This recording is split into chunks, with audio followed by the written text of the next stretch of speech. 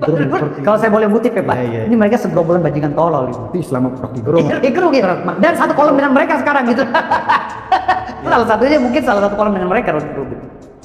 Saya boleh mengutip itu rombongan bajingan tolol. Bayangkan Pak, Rismond mengaku ahli forensik, dia lulusan Jepang, tapi ketika dia kerja buka baut Pak, di kilang minyak buka baut Pak. Ilmu forensiknya sama sekali gak berguna Pak. Bung melihat atau hanya mendengar? Dia ngaku sendiri di podcast, dia bilang saya buka baut katanya. Saya ahli elektro, ahli forensik, tapi saya kerjanya buka baut kan dia gitu. Buka baut apa? Buka baut kilang minyak. Kan gak gokil Pak. Gitu loh. Berarti ilmunya kan gak kepake sama sekali. Jangan sama negara, sama perusahaan swasta aja gak pakai kan gitu. Nah, sama seperti Roy Suryo, ahli telematika, ya kan? Tapi ketika dia melamar pekerjaan dan diterima oleh negara menyelidiki dia, oh ini pantasnya bukan teletabis, ini top-topnya jadi guru olahraga. Ya udah kamu jadi mentor aja gitu. Jadi ilmu mereka berdua ini nggak kepake sama sekali Pak, termasuk dokter Tifa gitu loh. Dokter Tifa ngaku dokter, tapi prakteknya di mana? Iya. Kerjanya apa? Kerjanya gibah mulu gitu. Padahal kan dokter kan lulusan dia Dokter harusnya meriksa orang sakit, gitu kan? Kenapa dia yang jadi sakit kan?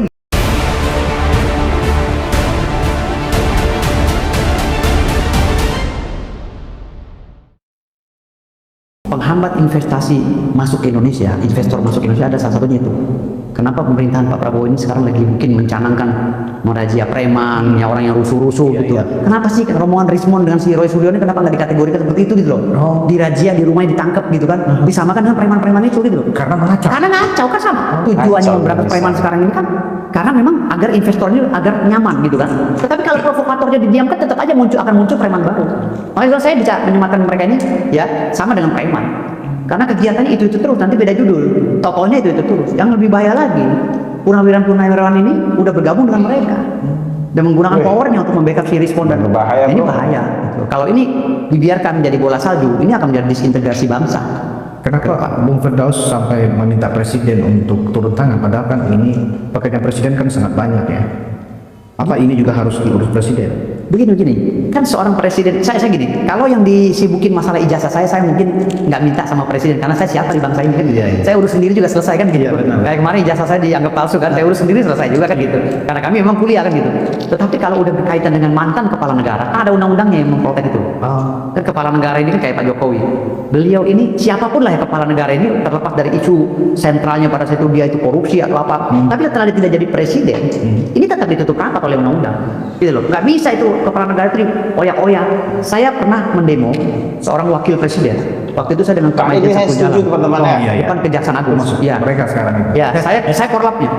Saya korlapnya, saya ingin menyoal masalah dugaan korupsi berapa ribu triliun gitu kan. Saya korlap waktu itu dan sampai saya hampir diculik gitu kan. Waktu itu. Artinya kasus itu juga akhirnya membias kan, nggak muncul. Padahal kasus besar waktu itu sebelum Pak Jokowi jadi presiden. Dan waktu Pak Jokowi jadi presiden kan kena imbas. Begitu dia jadi presiden, akhirnya Pak Jokowi ini dalam kondisi menjadi presiden yang kas negaranya kosong sampai mau defisit, gitu kan? Sampai mau defisit Pak. Nah bersyukur wajahnya Pak Jokowi ini bisa dijual ke negara-negara lain, investor. Akhirnya kita mendapatkan dana segar, hutang piutang. Dan negara mana sih nggak punya hutang piutang? Amerika punya hutang. Negara Cina punya hutang. Cina yang kita anggap hebat aja punya hutang. Iya. Kalau kita berbicara malah berhutang, Pak Jokowi itu berhutang demi menyelamatkan anggaran negara. Tapi kalau seandainya pernyataan itu, sikap Pak Jokowi dan kabinetnya dianggap salah, ini kan sulit kita. Akhirnya kita mengerucut kepada kebencian. Padahal yang dilakukan oleh Pak Jokowi itu kan berhutang untuk membangun. Kita bisa melihat kok dari mulai ujung Papua sampai ke Aceh semua terbangun kok. Sekarang ini yang orang bilang dulu Pak Jokowi akan mengadakan tol laut. Sampai akhir ending teman-teman ya. Nanti dibongkar tapi ternyata tol laut itu bermanfaat. Kapal-kapal besar bisa menampung orang dengan gampang melalui jalur yang cepat gitu loh. Saya sudah merasakan itu kayak tol Surabaya Lombok kan gitu. Saya pernah rasakan. Waktu saya nyalek kemarin, saya bawa mobil saya lewat itu cuma 20 jam. Begitu karena manfaat dari satu warisannya Pak Jokowi ya kan. Iya. Nah, jasa-jasa seperti ini kenapa sih dilupain gitu loh? Saya dulu orang pembenci Pak Jokowi karena saya pendukung Pak Prabowo. Waktu 2000. Saya ketua umum ya. 2009 saya. Saya dukung Pak Prabowo dari 2009 sampai sekarang. Sampai sekarang saya di Gerindra. Saya 2009 di Pak Prabowo Media Mega Pro, tapi saya belum bentuk organisasi. Di 2014 Prabowo Hatta Rajasa saya bentuk, dan saya paling vokal, lebih vokal dari semua. Boleh intelijen buka, yang bikin ribut tahun 2019 di depan Bawaslu saya Bang. Sampai saya jadi TO, Egy Sujana ditangkap, Liu Sukarisma ditangkap, semua ditangkap Bang. Saya kabur Bang hampir sebulan.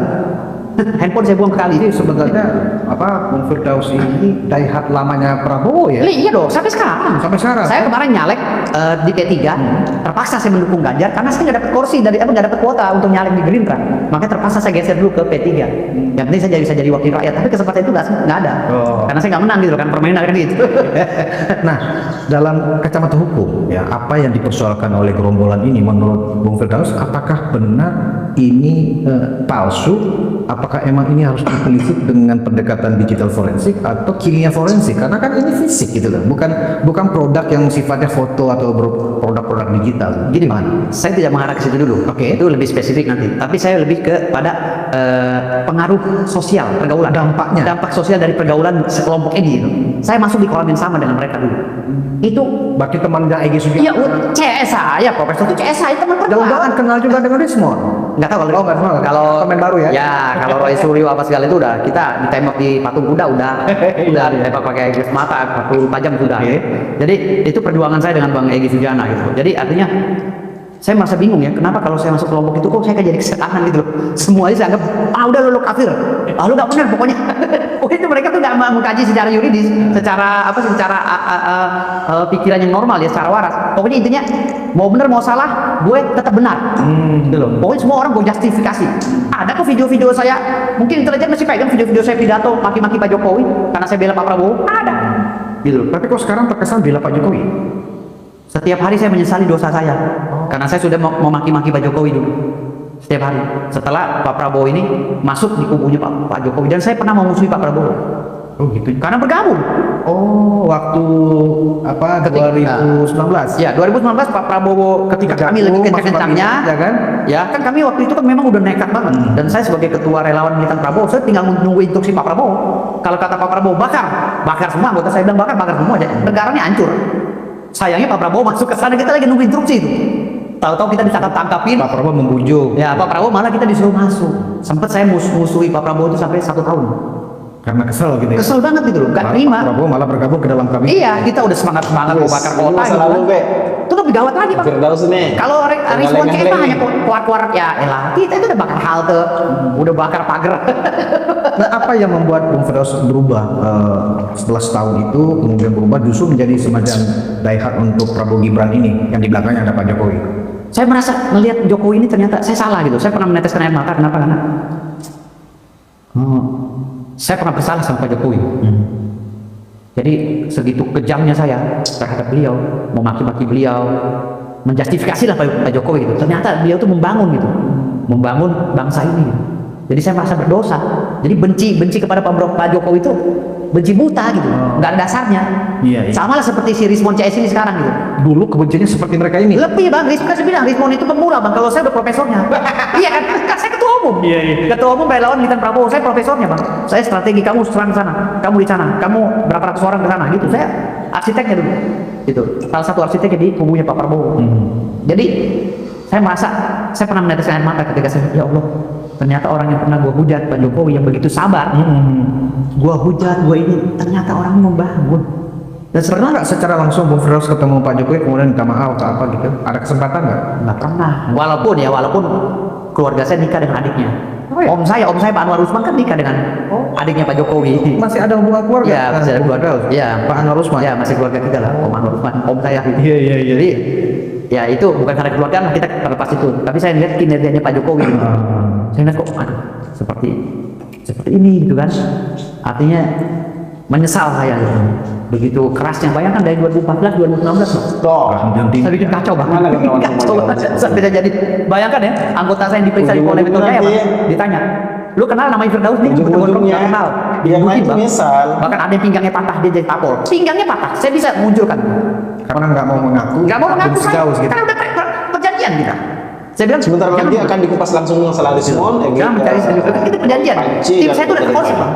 Kalau Rismon pemain pemula Bang, modal baca doang. Kalau kami itu udah binteknya Bang. Oh jadi Rismon ini pemain Pemain pemula, nol kecil. Kalau kata orang tuh nol kecil. Kalau saya udah wisuda, sarjana dia baru nol kecil Bang. Dia sama si Roy Suryo baru pemain pemula Bang. Kalau dunia aktivis, karena kan saya dari 98. Berarti Bung itu padarnya Egy Sujana lah ya, sama-sama pemain lama gitu. Enggak, kalau saya 98 Bang. Gak tau Bang Egy kapan. Kalau saya 98. Iya. Noel apa segala itu, Sujatmiko apa segala sama saya. Gitu. Nah, sekarang Bung menghimbau nih, meminta ke presiden, orang-orang ini tangkapin aja deh. Di mata Bung Firdaus, mereka ini kan oleh sebagian orang kan dianggap itu bagian dari kritik sosial, itu bagian dari kebebasan bicara. Iya. Menurut Bung itu tepat nggak sih? Atau ibaratnya hanya mencari-cari seolah-olah ini adalah bagian dari demokrasi? Masa memfitnah orang punya ijazah palsu itu bagian dari kritik sosial? Jadi di dalam hukum tata negara bang, kan ada namanya kerangka hukum. Undang-undang dasar turunannya adalah undang-undang. Undang-undang turunnya adalah peraturan yang dibilang regulasi tadi. Artinya ketika undang-undang dasar mengatakan bahwa kalian bebas berpendapat di dalam pasal 28F, ya kan, undang-undang dasar 45, kalian boleh berpendapat di hadapan umum untuk mengejawantahkan aspirasi kalian. Tetapi ada batasan. Ya, karena udah ada turunan daripada undang-undang dasar itu undang-undang. Di dalam undang-undang itu juga ada kecabangan-kecabangan daripada undang-undang, yaitu aturan. Aturan ini, peraturan itu, peraturan. Nah, itu harus dihargai. Nah, aturan ini adalah cucu daripada undang-undang dasar 45 yang harus diterapkan dan dihargai dan dihormati oleh kita semua. Nggak bisa meloncat langsung. Kami bebas berbicara karena menurut undang-undang dasar 45. Oh, itu pemahaman kalian yang salah. Dan undang-undang dasar 45 apalagi yang sudah diamandemen. Nggak bisa dipakai lagi kalau sudah ada undang-undang. Memang kapasitasnya di sini. Undang-undang dasar 45. Gitu loh. Undang-undang dasar 45 adalah rumah besar daripada undang-undang. Jadi mereka hanya berlindung Berlindung di dalam undang-undang pasal 28F, bebas dong berbicara. Tapi turunannya itu ada undang-undang organisasi, undang-undang pers, Betul. ada hak berbicara, hak menyiarkan, undang-undang organisasi pun dilihat, undang-undang 17 tahun 2016 tentang organisasi massa. Kamu organisasi massa yang bergerak di bidang apa? Jangan kamu masuk organisasi massa dan bidang organisasi pendidikan, tetapi kamu ikut menyoal masalah ijazahnya Pak Jokowi. Salah. Kamu urus aja pendidikan. Kamu disuruh jual tahu, bina UMKM, urus aja UMKM, jangan ikut-ikutan bicara masalah anggaran negara. Nah, inilah kebablasan. Karena banyak organisasi dibentuk sekarang hampir berapa puluh ribu. Kewenangannya tumbang tindih, Bang. Padahal di dalam Undang-Undang 17 tahun 2016 tentang organisasi, itu ada pasal 80, pasal berapa itu yang menyatakan bahwa organisasi tidak boleh kembar. Kewenangannya, namanya, nomenklaturnya, apa segala, tidak boleh kembar. Tidak boleh kembar. Nah, sekarang hari ini, organisasi advokat aja kewenangannya ada yang kembar, banyak yang kembar. Iya. Bahkan organisasi advokat yang sudah pecah, masih bisa jalan, Bang, bisa nyumpah. Organisasi lama yang udah jalan, udah pecah, udah nggak ada izinnya, Bang. Bahkan ketua umumnya nggak terdaftar di izin masih bisa nyumpah, Bang. Nah, berarti itu orang-orang ini kalau tanpa ada semacam kepres dari presiden itu menurut dugaan Bung akan terus begini nih. Lolos dari sini mereka pindah lagi isunya begini. Lolos dari sini mereka pindah lagi. Cari isu tuh, cari kesalahan terus. Sebenarnya kalau impres atau kepres itu kan kita bisa melihat daripada situasi negara, Bang. Kalau negaranya masih kondusif, impres atau kepres itu atau dekret belum bisa dikeluarkan oleh presiden. Kenapa? Karena itu kan sifatnya argensinya ada. Jadi artinya di sini bagaimana caranya presiden itu bisa menggunakan pasal-pasal yang sudah ada dalam undang-undang yang sudah dibentuk ini untuk menjadi alasan beliau dalam menginstruksikan Pak Kapolri untuk mengamankan mereka-mereka ini. Ada kok pasal-pasalnya, undang-undangnya ada. Contoh seperti oportunitas, undang-undang kewenangan jaksa. Nanti nggak dituduh, wah Presiden Prabowo mulai otoriter nih. Oh tidak, Ada baru. tidak. Selama itu ada undang-undangnya tidak ada otoriter, Bang. Karena hukum Indonesia ini memakai hukum 3, Bang. Hukum adat, Anglo-Saxon, dan Eropa kontinental. Hukum itu harus tercatat dan tertulis. Kalau hukum itu tidak tercatat, berarti hukum itu hukum adat. Nah, harus ada rekomendasi dari ketua adat. Tapi kalau hukum itu menggunakan hukum tercatat, berarti hukum itu undang-undang. Kalau undang-undang itu tidak tertulis, Bang, harus diterapkan. Gitu loh. Contoh sekarang undang-undang oportunitas, undang-undang nomor 16 tahun 2004, Bang, tentang kewenangan jaksa. Di pasal 35C, 35 huruf C, itu menyatakan bahwa jaksa ya diperintahkan oleh undang-undang untuk menyampingkan perkara pidana terkait dengan pejabat publik demi kepentingan umum. Jelas tuh. Jelas pasal 35C. Jaksa dilarang menuntut Kecuali kasus korupsi. ya, kecuali kalau pidana khusus. Ya. Ini bicara karena pidana umum, pemalsuan, Kalau 63. itu tindak pidana korupsi beda ya. Beda, Nggak masuk di dalam ya, itu. kalau semua khusus, Oke. kalau yang khusus pasti semuanya diterapkan dengan cara yang khusus. Tetapi kalau ini kan pidana umum. Pidana umum. Mereka berbicara masalah Pak Jokowi pemalsuan kapan? Yang namanya pemalsuan itu Pak Jokowi datang ke Jatinegara, bawa duit, dia bayar mesin orang yang mencetak, dia bayar, keluar ijazah dia, baru daftar ke KPU. Itu baru pemalsuan. Itu pemalsuan. Iya. Lah ini kan tanda tangan rektornya dekannya mengakui, Bang. Sementara UGM-nya aja itu mengakui, Bang. Iya. Gitu loh. Hanya yang nggak mengakui kan Rismon mesinnya doang. Bahkan Ya. teman-teman kuliahnya, dosennya memberikan pengakuan dan kesaksian Iya. juga. Ya, Oke lah begini, Bang. Konyolnya, Bang. Kalau menurut saya konyolnya nih, Bang. Kalau saya mengacu pada undang-undang Memang konyol lah, kan? Jokowi oke lah konyolnya, dia benar ke Jatinegara. Malsuin benar, Bang. Tapi saya rasa nggak mungkin lah. Oke. Pak Jokowi wali kota masuk ke Jatinegara. Kalau misalnya atau di pasar Solo lah ada percetakan seperti itu kan. Tolong dong ijazahnya bikinin S1. Bayar ya kan sekian juta kan gitu. Tolong cetakin konyolnya nih, Bang ya. Lalu Pak Jokowi daftar sebagai wali kota Solo. Iya. Pakai ijazah. Itu sah, Bang. Itu Karena undang-undang sudah bang. terverifikasi. Terverifikasi, Bang. KPUD Solo. KPU Solo itu sah bang. Padahal itu hasil daripada kejahatan. Tapi negara sudah melegalkan. Karena sudah terdaftar oleh KPU. Karena ada hak verifikasi. Setiap kegiatan ada hak verifikasi. Baik orang mau jadi pengacara kek, mau jadi apa kek, di KPU kek. Itu semua ada hak verifikasi dalam lembaga tersebut. Nah kalau Pak Jokowi bawa ijazah palsu ke KPU, lalu KPU verifikasi lalu dia lolos, hidup tuh barang bang. Barang mati sih.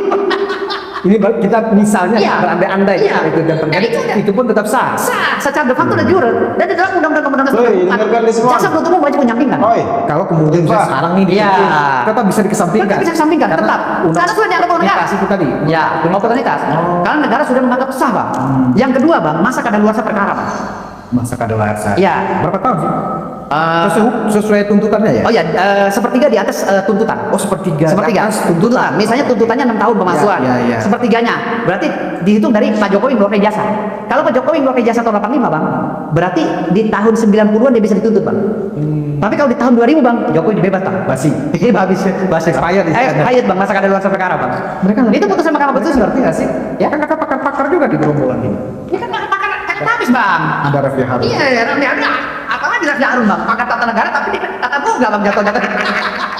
Raffi Harun tuh hanya bisa bicara tata boga bang, bukan tata negara. Tata negaranya kan ngaco bang dia. Gitu loh. Iya. Makanya semi provokator tuh dia tuh. Iya. Si Raffi Harun.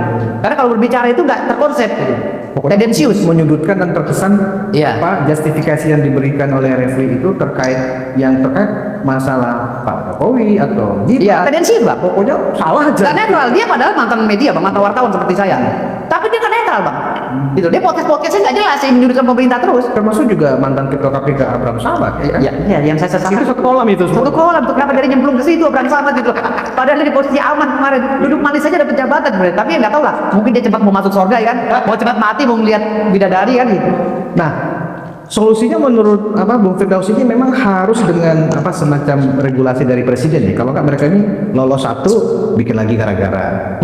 Kira-kira ini berdiri sendiri atau ada istilahnya sutradaranya nggak sih? Kalau presiden mengeluarkan regulasi, kan presiden kan nggak sembarang mengeluarkan regulasi. Iya. Kecuali keputusan bersama dengan DPR kan gitu. Harus ada juga DPR itu menggunakan hak interpelasinya kan di dalam sidang paripurna dan lain-lain.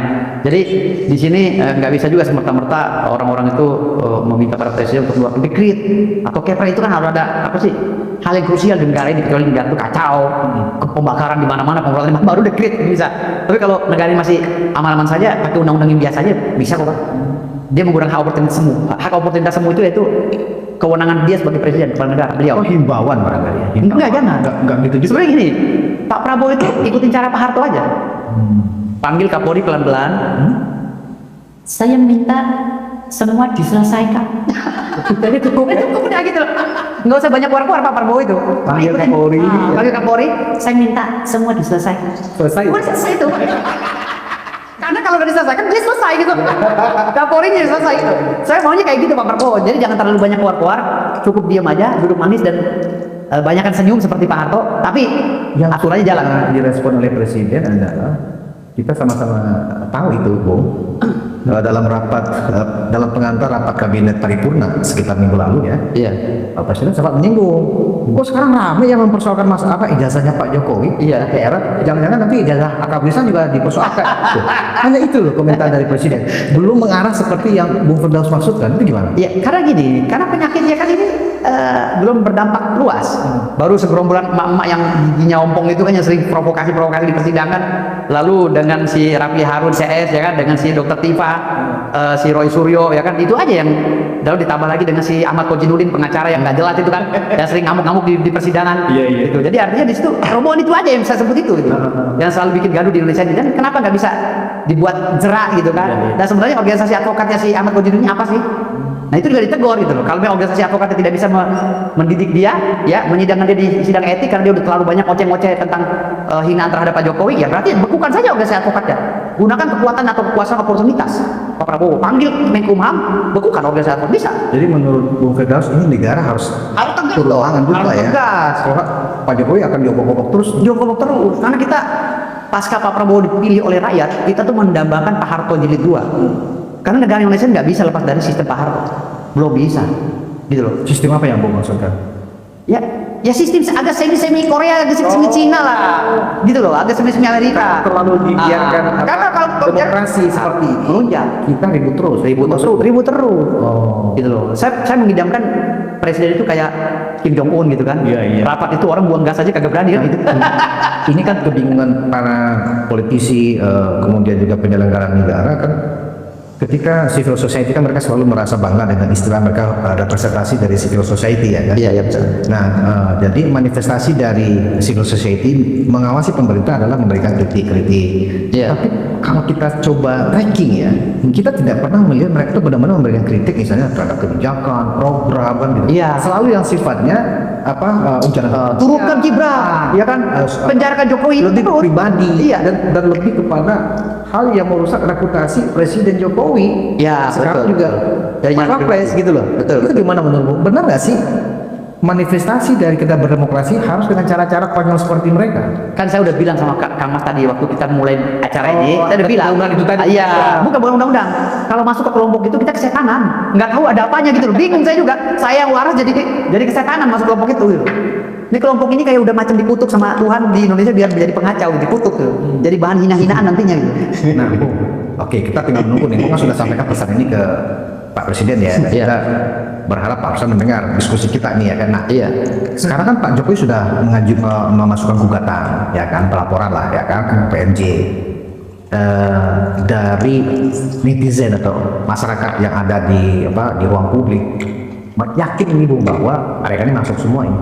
Menurut Bung sebagai orang yang mengerti hukum dan juga berlatar belakang advokat, pasal-pasal yang dituduhkan atau dikenakan kepada gerombolan ini sudah sangat pas, bisa nggak langsung menjerat mereka semuanya? Saya belum melihat secara spesifik apa yang dilakukan oleh Pak Jokowi, tapi yang saya tahu tuh salah satu pasalnya Undang-Undang ITE pasal 32 tuh ancaman hukumannya Iya. 10 tahun kalau nggak salah ya. Dia mengambil video milik Pak Jokowi lalu diedit sehingga mencemarkan muka Pak Jokowi. Itu juga kayaknya masuk ke 10 berarti ya ITE masuk itu. Ya minim-minim 6 tahun atau 5 tahun ngandang lah itu. Nandang ya? Nandang. Semuanya masuk itu? Bisa masuk semua. Yang ikut statement juga bisa masuk. Itu baru satu pasal itu. Sebenarnya banyak pasal yang bisa diterapkan gitu, tapi gitu. Karena banyak orang bersiap-siap ini Bung, mau bakar kambing guling kalau mereka ditangkap. Oh, itu saya duluan Pak, saya udah pesan sapi Pak. Mudah-mudahan si Rismon di penjara sama dokter Tifa gitu, sama si Roy Suryo. Kalau dia di penjara saya potong sapi Pak. Dan kita nggak bisa menerima bahwa ini pembungkaman aktivis, Tidak bisa. pembungkaman demokrasi kalau memang terbukti di pengadilan ya kan, mereka tidak bisa membuktikan ijazah Pak Jokowi palsu. Kalau mereka menyatakan bahwa mereka itu aktivis, saya akan bertanya sama mereka. Ya kan, alas dasar hak kamu sebagai aktivis apa? Kalau saya aktivis jejak digital saya jelas, 98, ya kan, tahun 90 sekian, tahun 2000 sekian, saya aktivis jelas semua ada, datanya berkasnya ada saya sebagai aktivis. Nah kamu sebagai aktivis apa? Aktivis bagian ngaco. Kalau aktivis yang benar kayak saya, otaknya masih normal, waktunya nyerang, waktunya sadar kan gitu. Tapi kalau mereka kan gaspol semua kayak ada pesanan gitu. Ada pesanan. Kayak ada pesanan dari siapa gitu kan. Saya juga sampai membaca ini apa ada pesanan atau apa sih, kayak nggak wajar kalau orang waras, aktivis waras tuh nggak kayak gitu ya. Kalau saya sih mendengar kabarnya bukan pesanan Bung Firdaus. Kesurupan. Ada semacam hadiah senilai 16 M yang disampaikan oleh Egy Sujana itu. Oh, kalau itu Ya. romantik lah. Saya nggak bisa karena Ya. itu karena kan itu kan digulirkan oleh Egy Sujana press conference loh itu. iya, karena itu kan dipromokan oleh salah satu partai kan. Iya. Saya nggak berani colek itu. Iya. Saya nggak berani colek itu. Saya tetap menghargai kearifan lokal. Kita berpolitik. Saya nggak berani Enggak, komentar. kan tadi kan ada yang request. Ya. Itu kan request dalam bentuk lain sebenarnya. Ya sebenarnya menyerang Iya, Pak Jokowi pribadi, tapi kan kita tahu bahwa partai itu kecewa sama Pak Jokowi pasca ditinggalkan. Dan kalau kita berbicara masalah partai itu mempromosikan dengan uang 16 miliar, kalau ada orang yang bisa membuktikan bahwa Jokowi palsu, Pak Jokowi tetapi kan itu multitafsir. Artinya multitafsirnya belum tentu juga itu untuk menyerang Pak Jokowi. Kemungkinan beliau udah tahu bahwa ijazahnya Pak Jokowi itu asli. Karena Pak Jokowi pernah diverifikasi oleh partai mereka kan gitu. Bisa saja seperti itu. Jadi kita tidak bisa menyalahkan juga orang yang memberikan sayembara. Mungkin bisa juga untuk memantik agar mereka itu berpikiran waras nih, rombongan Pak Egy Sujana. Lo waras deh gitu loh. Bu Megawati itu bicara kok. Kalau lo bisa bilang itu jasa Pak Jokowi itu palsu, gua kasih lo 16 miliar. Artinya kan ngeledek sebenarnya. sebenarnya nggak ada mereka gitu loh. Bukan benar-benar sebuah sayembara. Bukan sayembara untuk menjatuhkan Jokowi sebenarnya. Sebenarnya Bu Megawati itu pun ngeledek karena partai gue udah mereksa. gitu loh. Kita yang daftarin. Kita yang daftarin. Dari wali kota, gubernur, sampai Iya. presiden kan. Nah, karena kalau kita bicara masalah pemeriksaan secara komprehensif di dalam undang-undang pidana, semuanya harus kena tuh. Kena ya? Kalau Pak Jokowi dituduh ijazah palsu berarti KPU-nya harus ditangkap. Minimal pasal 55 dan 56. Mengusung juga. Partai mengusung juga yang tanda tangan rekomendasi Pak Jokowi harus ditangkap. Kan ribet. Makanya dikeluarkanlah regulasi dan undang-undangnya di dalam Undang-Undang 16 tahun 2004 tentang kewenangan jaksa untuk menyampingkan perkara kalau berkaitan dengan kepentingan umum, gitu loh. Jadi itu sebenarnya gitu loh. Kalau mempermasalahkan ijazah Jokowi ini, orang se-Indonesia ini separuhnya di penjara, Pak. Kenapa Pak Jokowi dengan santainya masuk KPU jadi wali kota dua periode? Berarti orang Solo yang dukung Jokowi di penjara juga dong. Siapa yang dukung Jokowi di penjara juga, itu hukum pidana, Pak, yang berbicara. Undang-undang hukum pidana mengatakan bahwa kalau ada orang berbuat jahat lalu didukung oleh orang lain, maka ada pasal-pasal turunannya yang berkaitan dengan Kena, dia mendukung. kena semua pendukungnya. Jadi yang berapa ribu orang atau berapa juta orang yang coba Pak Jokowi itu di penjara semua, Pak. Oh, berapa negara ini nyiapin anggaran? Itu konstruksi hukumnya seperti itu, Pak. Gitu loh. Tapi kalau mereka bicara tentang hal yang tendensius, udah nggak nyambung, Pak. Saya nggak bakal pusing kalau debat dengan mereka, Pak. Makanya kalau debat dengan mereka saya taunya udah dah. Nah, memang mereka kan selalu memberikan label diri mereka itu kan aktivis. Iya. Nama kelompoknya mereka aja kan tim pembela ulama dan aktivis. Aktivis sampai bingung. Iya. Apa urusannya? Aktivis musim hujan, Pak. Ijazah. Dia memperkarakan soal ijazah Pak Jokowi, tapi menggunakan tim pembela ulama dan aktivis. Emang ada urusan apa dengan ulama terkait dengan ijazah palsu? Gimana itu? Aduh, saya nggak berani kalau urusan di agama, karena mereka memang dari dulu tuh bawanya agama, Selalu menggunakan agama kendaraan agama gitu loh. Jadi saya sebagai orang Islam juga, lu kenapa sih harus bawa agama gitu? Sementara mulut lu kotor gitu. Jadi agama kita jadi tercoreng, Pak. Agama ini kan milik dunia, orang Islam ke dunia, Pak. Mereka tim pembela ulama yang mana? Ulama yang nyalain aja nyantai-nyantai aja, kok nggak ada yang dikejar-kejar. Kalau ulamanya soak provokator ya kan ditangkap sama negara lah. Gitu. Dan buktinya ulama-ulama yang istilahnya ulama seperti Wali Kutub dan lain-lainnya santai-santai aja tuh. Iya. Malah merangkul pemerintah. Nah, gitu Firdaus, mereka ini kan menolak semua rule of game dari hukum ya. Misalnya sudah ada pernyataan dari rektor bahwa Jokowi benar adalah alumni kami. Iya.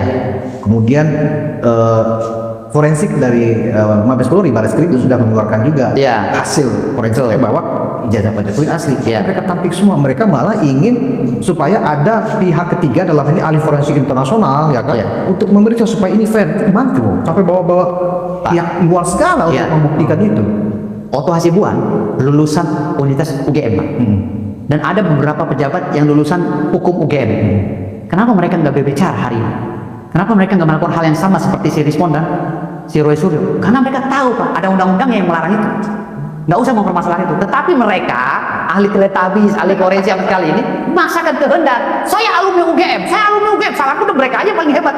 Ribuan mahasiswa UGM yang lainnya nggak hebat. Sekarang mereka aja yang pahlawan gitu. Pakar telematika. Pakar teletabis dan telematika. Gitu. Padahal mereka keilmuannya baru bisa dilakukan apabila ada persidangan. Tapi kan kapan mau persidangan, ada undang-undang oportunitas. Sementara jaksa penuntut umum dilarang mempermasalahkan itu. Gitu loh. Kalau berkaitan dengan pejabat publik yang berkaitan dengan kebijakan kepentingan umum. Kepentingan umum seperti Jokowi. Dia pejabat publik, ada masanya. Kalau Jokowi diganggu, masanya pasti turun semua dan pasti dipenjara masanya. Ribut lah mereka. Lalu mau menjarakan orang separuh Indonesia, Pak, ya perang saudara, Pak. Itu udah dibilang kepentingan umum. Benar-benar. Gitu loh. Nah, berarti memang mereka ini sebenarnya menjadikan narasi Pak Jokowi punya ijazah palsu itu cuman sebagai topeng aja ya. Sebenarnya mereka hanya ingin topeng, menurunkan atau menjatuhkan reputasi Pak Jokowi. Kalau saya boleh mengutip dari salah satu bahasa Rocky Gerung ya, salah satunya. Ini mereka ini bajingan tolol, Pak. Oh, itu membahasnya. Kalau saya boleh mengutip ya, Pak. Ini mereka segerombolan bajingan tolol gitu. Itu Islam Rocky Gerung. Itu mungkin dan satu kolom dengan mereka sekarang gitu. Salah satunya mungkin salah satu kolom dengan mereka Rocky Gerung. Saya boleh mengutip itu rombongan bajingan tolol. Bayangkan, Pak. Rismon mengaku ahli forensik, dia lulusan Jepang. Tapi ketika dia kerja, buka baut, Pak, di kilang minyak, buka baut, Pak. Ilmu forensiknya sama sekali nggak pernah berguna, Pak. Melihat atau hanya mendengar? Dia ngaku sendiri di podcast, dia bilang saya buka baut, katanya. Saya ahli elektro, ahli forensik, tapi saya kerjanya buka baut, kata dia gitu. Buka baut apa? Buka baut kilang minyak. Kan nggak gokil, Pak. Gitu loh. Berarti ilmunya kan nggak kepake sama sekali. Jangan sama negara, sama perusahaan swasta aja nggak pakai kan gitu. Nah, sama seperti Roy Suryo, ahli teletabis, telematika, ya kan? Tapi ketika dia melamar pekerjaan dan diterima oleh negara menyelidiki dia, oh ini pantasnya bukan ternyata habis ini top-topnya menjadi guru olahraga. Ya udah kamu jadi mentor aja kan gitu. Jadi ilmu mereka berdua ini nggak kepake sama sekali, Pak. Termasuk dokter Tifa gitu loh. Iya, iya. Dokter Tifa ngaku dokter, tapi prakteknya gimana? Iya. Kerjanya apa? Kerjanya gibah mulu gitu. Padahal kan dokter kan lulusan dia Dokter harusnya meriksa orang sakit gitu kan. Kenapa dia yang jadi sakit kan?